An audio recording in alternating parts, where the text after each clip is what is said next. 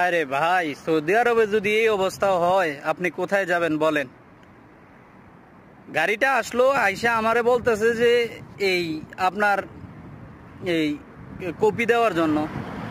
তো আমি যখন কপি হাতে নিলাম, সে আমার হাতটা মুসর দিয়া, মানে আমার হাতটা ভেঙে ফেলবে এমন, পরে জানালার সাথে জোরে বাড়ি দিয়া ও আমার সাথে চোখগুলো রাঙায়া সে কি করছে, আমার হাত থেকে খাবারটা নিয়ে গেছে।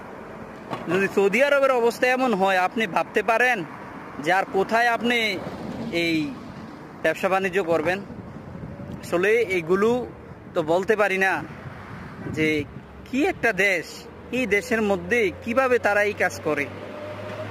আপনি এখন বিশ্বাস করতে পারবেন না যে কি হচ্ছে মানুষগুলোর সাথে। যারা আরো মারাত্মকভাবে প্রতারণার শিকার হচ্ছে তারা বলতে পারবে শুধু। এমন অবস্থা চলে আসছে সৌদিতে।